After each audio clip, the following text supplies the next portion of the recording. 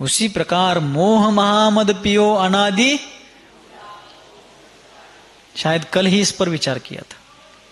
तो ऐसी स्थिति में संसारी जीव अपने आत्म तत्व को, आत्म स्वरूप को भूल करके निरंतर प्रपंच में उलझा हुआ है, भटका हुआ है। कन्नड़ में एक कहावत अपन लोग बोलते हैं, क्या बोलते हैं? सुमड़दागा है या ना अभ्यास है सुमड़दाग नाना तड़क दंगे। मतलब क्या? सुमड़दाग नाना तड़क दंगे, ये कहावत बोलते हैं अपन। शेंबड़ात माशे अडकल्यासारखे। नाक का मल किसी ने निकालकर विसर्जित किया है और मक्खी है, मक्खी उसका स्वाद लेने के लिए उस पर बैठी है और बैठते बैठते उसको चिपक गई है, उसमें अटक गई है, उलझ गई है। उसी प्रकार ये संसारी जीव अपने प्रापंचिक उलझनों में उलझ गया है। कितना भी निकलना चाहा तो भी बहुत से जीव निकल नहीं पा रहे हैं। मराठी में और एक कहावत है, बुडत्याचा पाय काय बोलाय सोय नाही, बुडत्याचा पाय खोलात, डूबने वाले का पैर और गहराई में जाता है। उसी प्रकार संसारी जीव अनादिकाल से संसार समुद्र में डूबा हुआ है, लेकिन वर्तमान में भी कार्य ऐसे कर रहा है। मिथ्यात्व, अज्ञान, असंयम, कषाय आदि भावों के कारण सतत कर्म का आश्रव बंध करता हुआ और डूबता ही जा रहा है, डूबता ही जा रहा है, डूबता ही जा रहा है। तो आचार्य कहते हैं कि वे निर्घ्रंथ मुनीश्वर धन्य हैं कि जिन्होंने इस जगत में रहते हुए भी इस जगत को इंद्रजाल के समान, जादूगर के कारीगरी के समान समझ करके इससे विरक्त होकर के वे अपने आप में तल्लीन होने का पुरुषार्थ कर रहे हैं। एक अकबर इलाहाबादी नाम के शायर हुए, अकबर इलाहाबादी। उनकी 2 पंक्तियां आज प्रासंगिक लग रही है। निशामयति निशेष मिंद्रजालोपमं जगत स्पृहयत्यात्म लाभाय गत्वा नेत्रानुतप्यते। इस 39वें श्लोक पर उनकी प्रासंगिक 2 पंक्तियां बैठती हैं।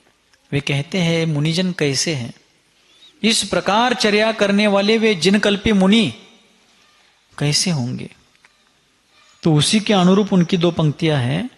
दुनिया में रहता हूं, दुनिया का तलबगार नहीं हूं।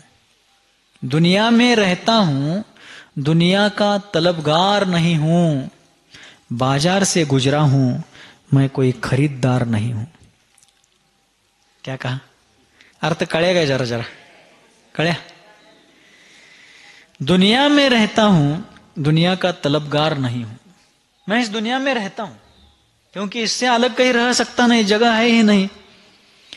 हम क्या, सिद्ध भगवान भी तो लोकाकाश में ही रहते हैं।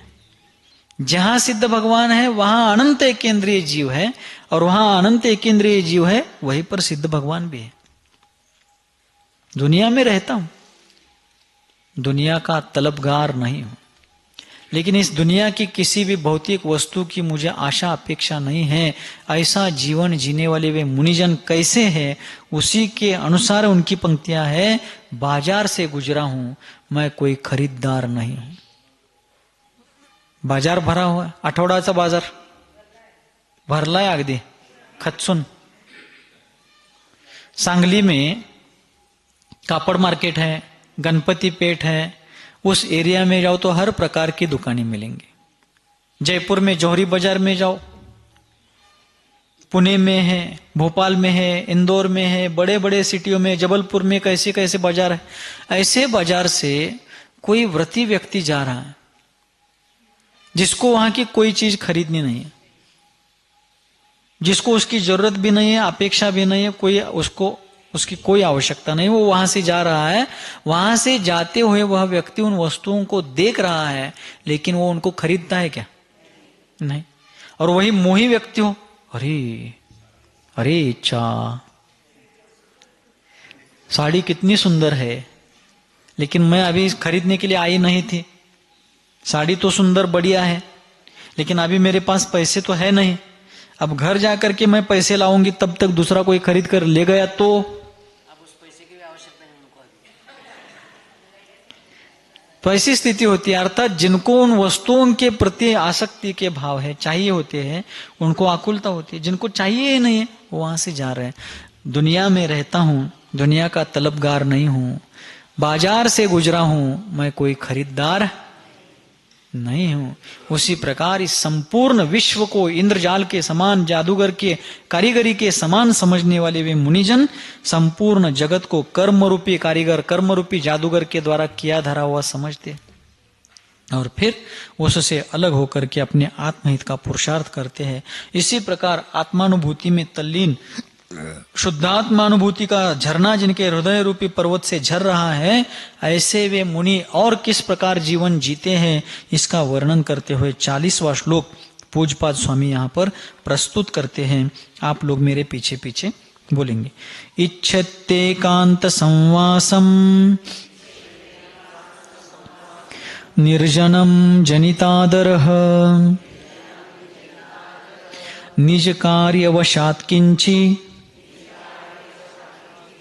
दुक्त्वा विस्मरति द्रुतम्।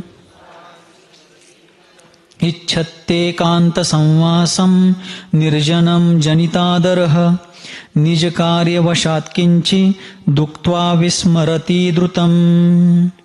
आचार्य कहते हैं कि वे महात्मा मुनिजन जिन्होंने संपूर्ण संघ नहीं संघ और संग इसमें फर्क है। संग अर्थात परिग्रह, संग संगीत का संग, संगति का संग, संग का अर्थ है परिग्रह, और संघ अर्थात समूह। संघ का मतलब क्या है? समूह। फिर वो संघ मुनियों का भी हो सकता है, खिलाड़ियों का हो सकता है, मनुष्यों का यात्रा संघ हो सकता है, किसी भी प्रकार का संघ हो सकता है। संघ यानी समूह और संग अर्थात परिग्रह। आप लोग अपने मुनिजनों के, गुरुजनों के जयकारे लगाते हैं और बहुत बार कहते हैं निग्रंथ गुरु। कैसे गुरु? निग्रंथ, निग्रंथ नहीं निर्ग्रंथ। कैसे गुरु? निर्ग्रंथ गुरु।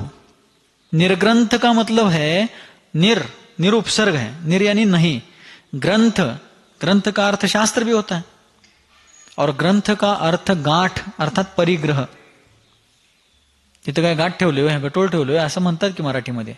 गाठ यानी पैसे का गठरा, सोने चांदी नाणे आदि का गठरा। इस प्रकार परिग्रह, गाठ ग्रंथ शब्द का अर्थ परिग्रह भी होता है। तो निर्ग्रंथ जिनके अंतरंग बहिरंग किसी प्रकार का ग्रंथ अर्थात परिग्रह निर यानी नहीं है, वे निर्ग्रंथ गुरु। कैसे गुरु? निर्ग्रंथ, निग्रंथ नहीं, निर्ग्रंथ। ठीक है, शब्द बहुत स्पष्टता पूर्वक बोलने चाहिए। जैसे दिन और दीन, दिन और दीन लगने को तो एक जैसा लगता है, फर्क दिन यानी दिवस और दीन यानी दरिद्री, दुखी, कष्टी। ठीक है, वीरांगना और वारांगना, देखिए कितना फर्क हो गया। वीरांगना यानी योद्धा की पत्नी, शूरवीर की पत्नी, और वारांगना यानी व्यभिचारिणी स्त्री। इसलिए शुद्धता पूर्वक उच्चारण आवश्यक है। तो यहाँ आचार्य कहते हैं निर्ग्रंथ गुरु कि जिनके अंतरंग बहिरंग परिग्रह त्याग हो चुके हैं, छूट चुके हैं, ऐसे वे निर्ग्रंथ गुरु, वे महात्मा क्या करते हैं? निर्जनम जनितादरः, निर्जन स्थान जिनको अत्यंत अच्छा लगता है अर्थात एकांतवास जिनको अच्छा लगता है, ऐसे अनुभवी मुनिजन क्या करते हैं? एकांते संवासम इच्छति, एकांतवास में रहना चाहते हैं। कहाँ रहना चाहते हैं? जिनको निर्जन स्थान ही अच्छा लगता है। क्यों? जहां पर कोई शोरगुल नहीं है, कोलाहल नहीं है, कोई व्यवधान नहीं है, बाधा नहीं है, जहां वे निर्विघ्न रूप से आत्म साधना, ज्ञान और ध्यान की आराधना कर सकते हैं, ऐसे स्थान में रहना जिनको इष्ट है, प्रिय है, अत्यंत जिनको सुहाता है, ऐसे वे मुनिजन एकांते संवासम इच्छति, एकांतवास में रहना चाहते हैं। किसी से बोलना नहीं, किसी से संपर्क नहीं, किसी से लेना देना नहीं है, किसी का उठाना धरना नहीं है, कोई दुनियादारी नहीं है। इस प्रकार संपूर्ण विश्व से अलिप्त होकर के वे क्या करना चाहते हैं? एकांत में रहना चाहते हैं। क्यों? क्योंकि जहां रहने से आत्म सिद्धि, आत्म साक्षात्कार कर सके। आचार्य अमृतचंद्र जी महाराज ने समयसार परमागम में कलश कहा, विरम किम परेन कार्य कोलाहलेन। क्या कहते हैं? विरम किम परेन कार्य कोलाहलेन स्वयमपि निभृतः सन पश्य षण्मासमेकम्। अर्थात हे भव्यात्मन, इस जगत के कोलाहल से दूर होकर के, आजकल बड़ा कठिन है, असंभव तो नहीं है लेकिन बहुत कठिन हो गया।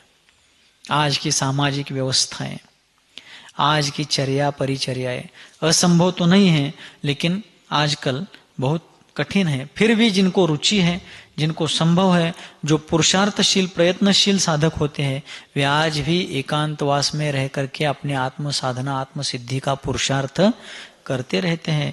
तो आचार्य अमृतचंद्र जी महाराज कहते हैं, अकार्य कोलाहलेन विरम। हे भव्यात्मन, जो अकार्य है, तेरा जिससे कोई संबंध नहीं है, ऐसे कार्यों से विरम अर्थात विरक्त होकर के, इस दुनिया के कोलाहल शोरगुल से दूर होकर के तुम क्या करो? स्वयं अपि निभृतः सन पश्य षण्मासमेकम्। अर्थात अपने अंतरंग में 6 माह तक डूब करके अपने आत्म तत्व को देखने का तुम 6 माह तक लगातार अभ्यास करो। निष्ठा पूर्वक शास्त्र के अनुसार 6 माह तक तुम क्या करो? उस आत्म सिद्धि का पुरुषार्थ एकांतवास में दुनिया के कोलाहल से विरक्त होकर के करो। हृदय सरसी पुंसः पुद्गलात् भिन्न धामनो। तुम्हें दिखाई देगा कि हृदय रूपी सरोवर में पुद्गल से भिन्न ऐसा तेरा आत्मधाम, निज धाम दिखाई देगा। ननु किमनुपलब्धिर भाति किंचोपलब्धि ही। ऐसे अत्यंत तेज पुंज आत्मा की प्रतीति प्राप्ति होती है या नहीं होती है, ऐसा अभ्यास करके 6 माह तक तुम पुरुषार्थ करो। ऐसी प्रेरणा आचार्य अमृतचंद्र जी महाराज ने समयसार कलश में दी हुई है। हम सबको उनका आधार आश्रय लेकर के ऐसा प्रयास करना है। तो ऐसे मुनि महाराज 6 माह तक एकांतवास, मतलब एकांतवास के क्या होते हैं? अभ्यासी होते हैं, इच्छुक होते हैं, जहां उनको निरंतर आत्म साधना करना संभव हो सके। चारित्र चक्रवर्ती मुनिकुल पितामह महामहिम आचार्य देव शांति सागर जी महाराज, जिनकी बदौलत आज श्रमण संस्कृति का धर्मध्वज ऊंचे आकाश को छू रहा है, जिनके महान योगदानों अवदानों के कारण आज श्रमण संस्कृति जीर्णोद्धार को पुनरुद्धार को प्राप्त हुई है, जिनके परमोपकार के कारण संपूर्ण विश्व में जैनत्व का गौरव आज भी बरकरार है। ऐसे वे महात्मा, ऐसे वे तपोमूर्ति, ऐसे वे महामहिम आचार्य देव जहां कहीं भी किसी भी गांव में नगर में विराजमान हो, तब भी दिन में अपनी संघचर्या करने के उपरांत कुछ सामाजिक दायित्व अर्थात समाज का मार्गदर्शन, सामाजिक प्रबोधन संबोधन आदि का कार्य करके भी वे प्रति दिवस नगर के बाहर जाकर के शून्यवास में अर्थात एकांतवास में आत्म साधना करते थे। लगभग रोज के रोज, क्वचित किसी प्रसंग में कदाचित हुआ हो ना हो पता नहीं है, लेकिन लगभग रोज के रोज वे नगर के बाहर खेतों में, जंगलों में, जहां कहीं भी ऐसा एकांतवास शून्य घर, यानी जहां पर कोई ऐसी गुफा है, कोई ऐसी वस्ती का है जहां किसी का आना जाना नहीं, उनके जाने से किसी को बाधा व्यवधान नहीं हो, ऐसे स्थानों में जाकर के वे ध्यान करते थे। आचार्य महाराज 1927 का कुंभोज बाहुबली तीर्थ क्षेत्र पर चातुर्मास संपन्न करके शताब्दियों के बाद, लगभग 650-700 वर्षों के बाद कोई निर्ग्रंथ आचार्य अपने संघ सहित उत्तर भारत में विहार करने के लिए जा रहे थे, और बाहुबली चातुर्मास में उनको सम्मेद शिखर जी के दर्शन की अत्यंत उत्कट भावना हुई, और उनकी भावना इतनी अंतरंग से उत्कर्ष को प्राप्त हुई कि अंतरंग में रही नहीं, उन्होंने चर्चा में सम्मेद शिखर जी के दर्शन की भावना व्यक्त की। तो बहुत से लोगों ने उत्स्फूर्तता पूर्वक उनकी भावना का अनुमोदन किया, उसमें सहभागी होने के लिए सहर्ष तैयार हो गए। आचार्य महाराज ने विहार किया। 1927 के चातुर्मास के बाद वे सम्मेद शिखर जी गए। 1928 का उत्तर भारत का सबसे पहला चातुर्मास उनका कटनी में हुआ, जबलपुर के आगे। और कटनी चातुर्मास के बाद जबलपुर बरेला वगैरह होते होते 1929 के दरमियान वे आचार्य देव द्रोणागिरी के आसपास थे। 1929 में मध्य प्रदेश में जो सिद्ध क्षेत्र द्रोणागिरी है, जिसको लघु सम्मेद शिखर जी भी कहा जाता है, वहां पर वे थे। भयंकर जंगल वाला परिसर वो। आजकल थोड़े रास्ते हुए हैं, मोबाइल टावर्स हुए हैं, संपर्क के साधन बने हैं, उस समय तो घने जंगल। और फिर जब आचार्य महाराज सिद्ध क्षेत्र की तलहटी में पहुंच गए, धर्मशाला में संग रुक गया, लेकिन रोज शाम को उनका अभ्यास था कि नगर के बाहर एकांतवास में ध्यान साधना करना। तो आचार्य महाराज पहाड़ पर जाने लगे शाम को। क्यों? रात भर पहाड़ पर रह करके ध्यान साधना, अल्प विश्राम करके सुबह भगवान का दर्शन, देव वंदना आदि करके आहारचर्या के समय नीचे आते थे। तो शुरुआत में जैसे वे पहले बार ऊपर मुकाम के लिए जाने लगे, तो वहां के स्थानिक लोगों ने, साथ वाले लोगों ने उनको कहा कि हे आचार्य महाराज, आप ऊपर मत जाइए। हाँ, दर्शन को ही जाना है, हम लोग साथ चलेंगे, लेकिन अकेले मत जाइए। भयंकर ब्यावान जंगल है और यहाँ पर भयंकर हिंस्र पशु रहते हैं। अनेक बार यहाँ पर ऐसे पशु दिखे हैं, कहीं कोई उपसर्ग, कहीं कोई तकलीफ ना हो जाए, उससे आपका तो कोई नुकसान नहीं होगा, आप समाधि साध लेंगे, लेकिन आपको कुछ हो गया तो संपूर्ण श्रमण संस्कृति बेसहारा अनाथ हो जाएगी। कितना उत्तुंग व्यक्तित्व होगा, कितना उन्नत उनका कद होगा कि लोग कह रहे हैं कि आपका कोई नुकसान नहीं होगा। आप तो उस परिचय उपसर्ग को सहन करके समाधि साध करके स्वर्ग की विभूति बन जाएंगे, लेकिन आपके अकाल में जाने से सारी श्रमण संस्कृति बेसहारा अनाथ अनाश्रित हो जाएंगे, आप मत जाइए। उन्होंने कहा कि भव्यात्माओं, आप चिंता मत करो, पुण्य पाप का खेल होता है। पाप का उदय हुआ तो वज्र के कपाट में मुझे रखा तो भी मुझे जो होना है वो कोई नहीं टाल सकेगा, और पुण्य का उदय हो तो मृत्यु के जबड़े में भी मृत्यु मुझे कुछ नहीं कर सकेगा। कर्म सिद्धांत है जो वीतराग भगवान के द्वारा बताया हुआ है, इस पर मेरा अटल श्रद्धान है। और पुण्य पाप भी जो है वो पौद्गलिक कर्म है, मैं तो उस पौद्गलिक कर्म से भिन्न, पुद्गलात भिन्न धामनो, संपूर्ण कर्म नो कर्मों से, भाव कर्मों से रहित मैं शुद्ध चैतन्यमय आत्मा हूं, शुद्ध बुद्ध स्वभावी हूं। इस प्रकार उनको समझा करके वे महाधीर वीर आचार्य देव गंभीरता पूर्वक अकेले, संघ साथ में था, लेकिन संघ भी जिनको एकांतवास की दृष्टि से संग लगता था, कड़ा लग लेकर संघ भी जिनको एकांतवास की दृष्टि से संग अर्थात परिग्रह जैसे लगता था, वो भी नहीं चाहिए ऐसा लगता था। वे भेद विज्ञान के अधिष्ठाता आचार्य देव चले गए ऊपर। वे पर्वत ही क्या मानो क्षपक श्रेणी पर आरोहण कर रहे हो, ऐसी जिनकी निर्मल भावना थी, वे पहाड़ चढ़ते गए, ऊपर चले गए। जाकर के भगवान का दर्शन किया, देव वंदना, आचार्य वंदना, प्रतिक्रमण आदि अपनी आवश्यक क्रियाओं के बाद वे सामायिक को बैठ गए। रोज ही जाने लगे, जितने दिन वहां पर थे। रोज लोग उनको आग्रह करते थे कि गुरुदेव आप मत जाइए, वो हंस करके सबको आश्वस्त करके जाते थे। और सुबह 8:30 के दौरान आहारचर्या के कुछ समय पहले पहुंचते थे। एक दिन आचार्य महाराज को 9, 9:15 बज गए, फिर भी नहीं आए। लोगों को चिंता उत्पन्न हुई, तो नीचे तलहटी से कुछ लोग, 15-20 लोग हाथ में लाठी डंडे लेकर के ऊपर की ओर जाने लगे। वे पहाड़ के नीचे आधे हिस्से तक पहुंचे ही थे, उतने में वे महासाधक तपोमूर्ति आचार्य देव शांत धीर गंभीर कदम रखते हुए इरियापत समिति के महान साधक नीचे आ रहे थे। चेहरे पर अत्यंत शांत भाव था।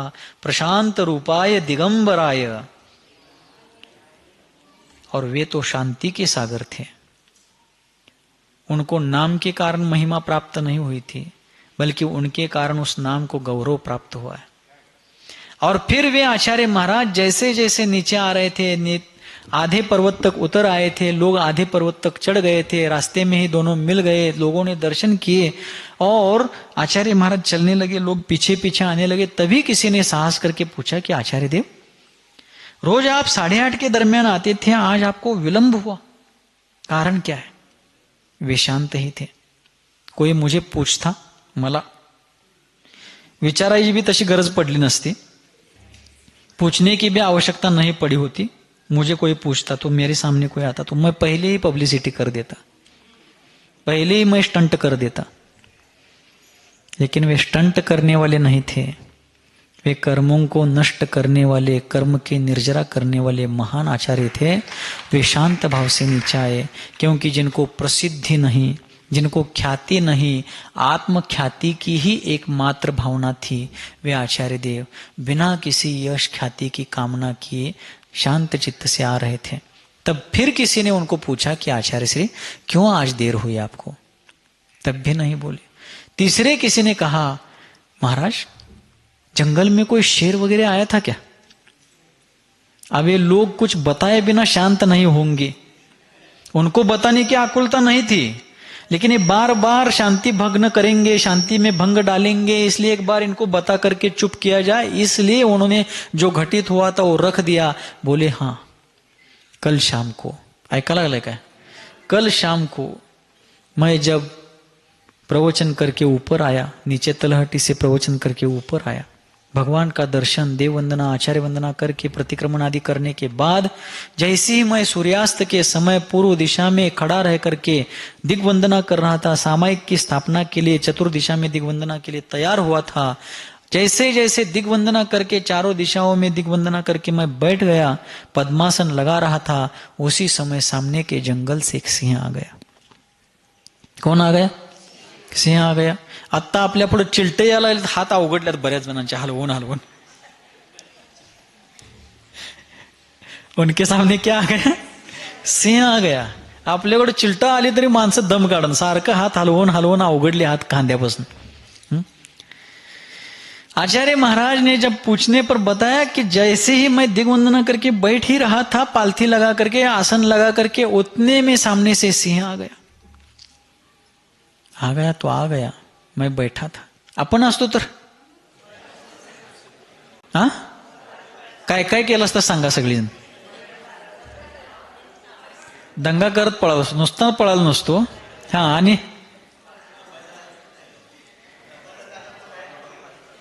तो हम बहुत भागादौड़ी करते, शोरगुल, हल्ला मचाते, लेकिन हल्ला मचने के पहले हमारा कंठ पकड़ लिया गया होता। लेकिन वो सिंह आया।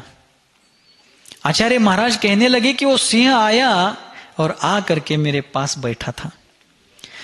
शाम के 6, सवा 6 के दरमियान वो आकर के बैठा था। वो अभी अभी चला गया, मैं अभी अभी नीचे आ रहा हूं। 14 घंटे वो सिंह उनके पास बैठा था। कितने घंटे? एक आज्ञाधारक शिष्य के समान वह सिंह 14 घंटे उनके चरणों में बैठा था। वह सिंह एक नरसिंह के चरणों में बैठ करके अपने जीवन को धन्य कर रहा था। जिस प्रकार महावीर स्वामी का जीव तिर्यंच गति में सिंह पर्याय में होकर के एक निर्ग्रंथ गुरुओं, 2 निर्ग्रंथ मुनियों के उपदेश से तीर्थंकर बन गया, वो सिंह भी कोई भावी परमात्मा होगा। आज इस महात्मा के चरणों में आकर के उनकी शरण स्वीकार करता। इच्छते एकांत संवासम निर्जनम जनितादर। निर्जन स्थानों में वे रहते हैं, रहना चाहते हैं। उसमें भी कभी बाधा उपद्रव उत्पन्न हुआ तो भी वो सहन करते हैं, लेकिन बहुत बार उपद्रव भी उपहार बन जाते हैं। उनका व्यक्तित्व ही ऐसा होता है कि उपद्रव भी उनके महान प्रभावशाली जीवन के सामने उपहार बन जाते हैं। और वह सिंह शांत चित्त से बैठ गया। आज मुनिजनों के चरणों में मनुष्य शांति से नहीं बैठ रहा है। वो संघ हमारा, ये संघ हमारा, वो महाराज उनके, ये महाराज इनके, ये महाराज इस पंथ के, वो महाराज इस पंथ के। ये लफड़े चल रहे हैं, समाज में भी चल रहे हैं, संघों में भी चल रहे हैं। ना इलाज है, कर्म का प्रभाव है, क्षेत्र का प्रभाव है, काल का निमित्त है, सारी बातें है। लेकिन वे आचार्य कैसे होंगे और वो सिंह भी कैसा होगा जो 14 घंटे अपनी गुफा से कहीं शिकार के लिए बाहर पड़ा होगा। सिंह की भूख इतनी तीव्र होती है, सिंह की भूख इतनी तीव्र होती है, वो रोज रोज शिकार नहीं करता। कभी कभार जब भूख लगती है तभी शिकार करता। मनुष्य ही एकमात्र ऐसा प्राणी है जिसको भूख लगे ना लगे शिकार करता रहता है।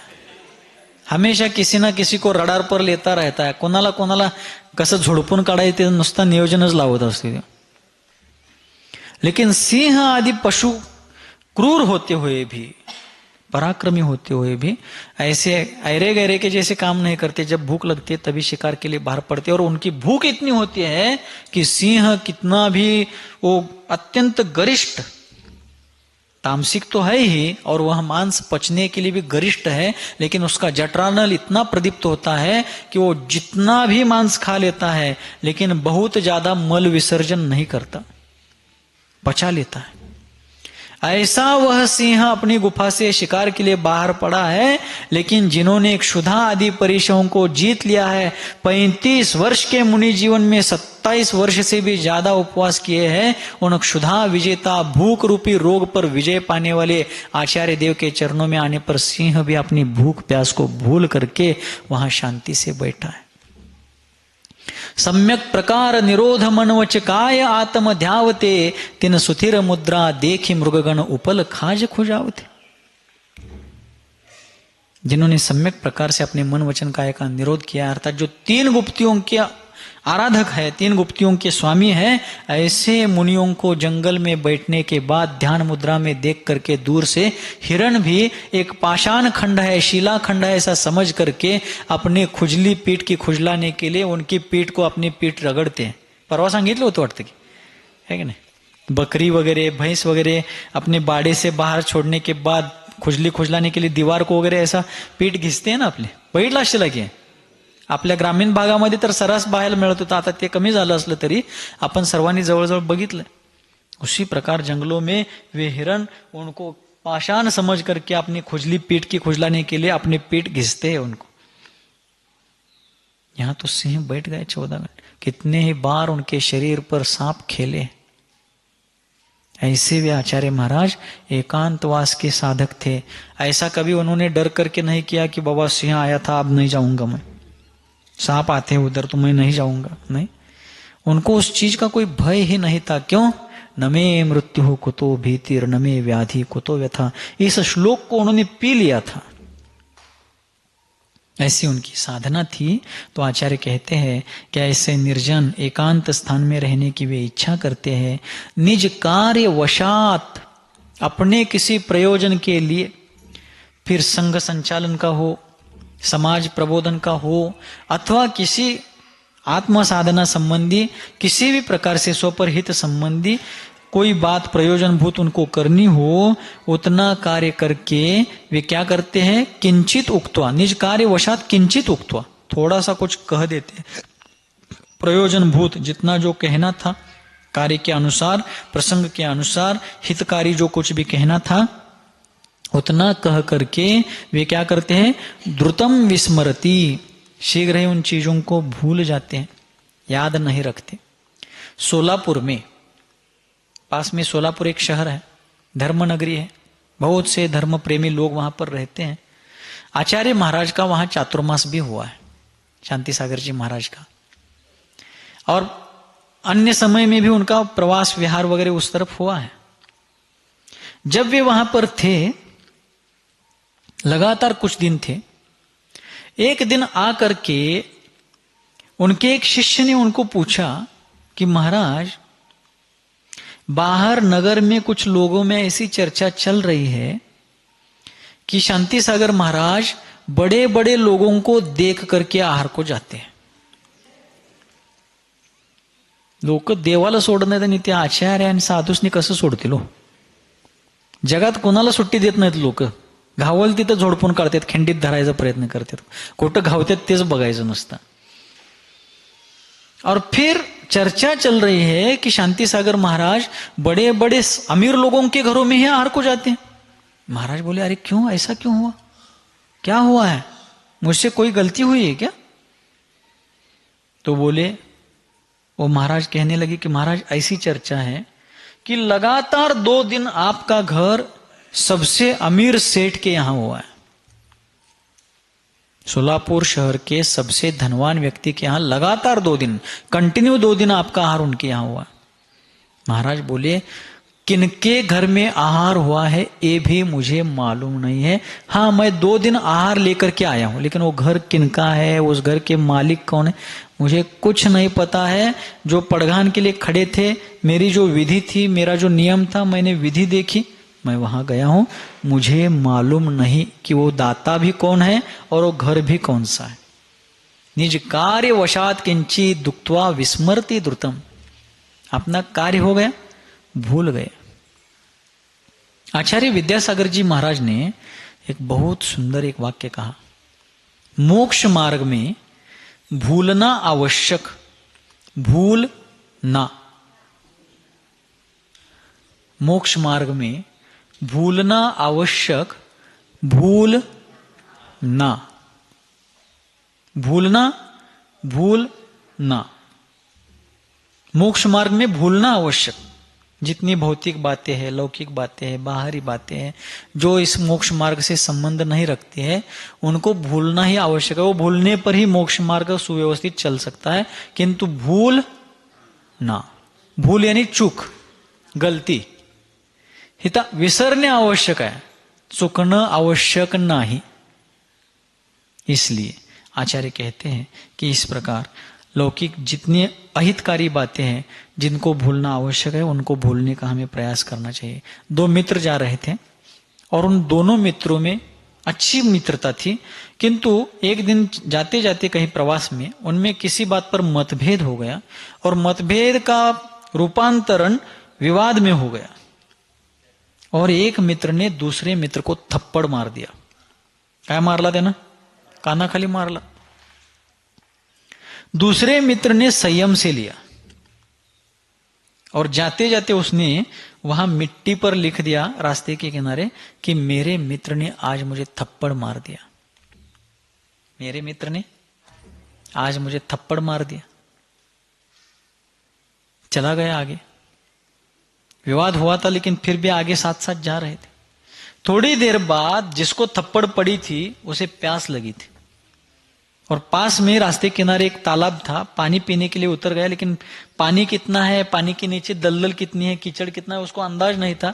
पानी ऊपर ऊपर थोड़ा दिख रहा था इसलिए पानी ऐसा सोच करके गया, लेकिन वो थी दलदल, चिखल, और दलदल में वो धस गया, रुतला त्याच्यामध्ये और नीचे नीचे धसने लगा, खाली खाली तो खोल उतरू लागला। तो तुरंत विवाद हुआ था, लेकिन वो रास्ते पर खड़ा मित्र दौड़ करके आया और उसने हाथ दे करके उसको बाहर खींच लिया। थप्पड़ खाने वाले मित्र की आंख में आंसू आ गए। उसके पास जो कुछ भी औजार था, उपकरण था, उसने क्या किया, वहां पर एक बड़ा विशाल पत्थर था, उस पर उसने लिख दिया कि मेरे मित्र ने आज मुझे डूबने से बचा लिया। क्या लिखा? मेरे मित्र ने आज मुझे।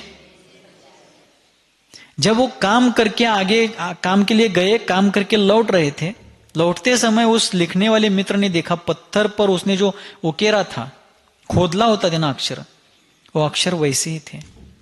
और आगे गए जिस पर, जहां उसने मिट्टी पर लिखा था कि मेरे मित्र ने आज मुझे थप्पड़ मारा, वो तो कहीं था ही नहीं। हवा से मिट्टी उड़ करके उस पर धूली पड़ करके वो अक्षर मिट गए थे। आचार्य कहते हैं जीवन में अच्छी बुरी घटनाएं घटेंगे, इष्ट अनिष्ट प्रसंग आएंगे, लेकिन जो अनिष्ट प्रसंग है उनको मिट्टी पर लिखे के समान जो तुरंत मिटने वाला है, उस प्रकार भूलने का प्रयास करना चाहिए। और जो अच्छे प्रसंग हैं, जिन बातों से हमें सदैव प्रेरणा मिलेगी, उनको क्या करना चाहिए, अच्छी तरीके से स्मरण में रखना चाहिए कि जिससे हमारा उद्धार हो। आपण काय करतोय, नी यान्यानं माताडी दे ना, वैदाग बरीला मन्नाक बरीला ಇಲ್ಲಿ ಒಳಗೆ ಬರ್ದಿಟ್ಟಿದ್ದಾನೆ, ಯಾವಾಗ ವೇಳೆ ಬಂದೇತ್ ನೀಂದ ಒಂದು ಮಾತಾಡಿದಿ ನಾ 10 ಮಾತಾಡದಲ್ದ ಬಿಡಂಗಿಲ್ಲ काय नियोजन भाग्य। इसलिए आचार्य कहते हैं कि ऐसे साधक क्या करते हैं कि जिन चीजों से कषाय वृद्धिंगत हो, शत्रुत्व बढ़े, कटुता बढ़े, उन बातों को भूल जाते हैं। और जिन कारणों से प्राणी मात्र के प्रति सद्भाव, स्वपर हित की भावना, आत्म कल्याण के प्रयास वृद्धिंगत हो, ऐसे बातों को अपने हृदय में प्रतिष्ठापित करते हैं। ऐसे इन साधकों की तरह हमें भी अपना जीवन बनाना है और अपने जीवन को सार्थक करना है। इन्हीं मंगल भावों के साथ जिनके हृदय रूपी पद्म सरोवर से विश्वव्यापी वात्सल्य की लोक कल्याणकारिणी धर्मगंगा सर्वजन सुखाय और सर्वजन हिताय इस लोकोत्तर भावना से निरंतर और निर्व्याज रूप से बहती है, जो वर्तमान धर्मतीर्थादि नायक भगवान सन्मतिनाथ के लघुनंदन हैं, जो चारित्र चक्रवर्ती आचार्य भगवान श्री शांति सागर जी महामुनिराज के मूल संघ आचार्य परंपरा के आभूषण स्वरूप हैं, जिनका जीवन मानवता का मानदंड और उदारता का उदाहरण है, मूलाचार ही जिनका साधन है और समय सार ही जिनका साध्य है, जो धर्म रथ के समर्थ सारथी हैं, संसार समुद्र में डूबने वालों के लिए जिनका जीवन अभेद्य धर्मनौका समान है, जो संसार समुद्र, जो अज्ञान अंधकार में भटकने वालों के लिए रत्नत्रय के रत्न दीप हैं, जिनका जीवन सहजता और सरलता के कारण सुंदरता से भी सुंदर बना हुआ है, ऐसे मेरे जीवन के सर्वे सर्वा भाग्य विधाता सन्मति सागर आचार्य देव के समान सबकी मति सन्मति हो और सबकी गति पंचम गति मोक्ष गति हो। इन्हीं मंगलमय भावों के साथ बोलिए गुरुवर आचार्य भगवान श्री सन्मति सागर जी मुनि महाराज की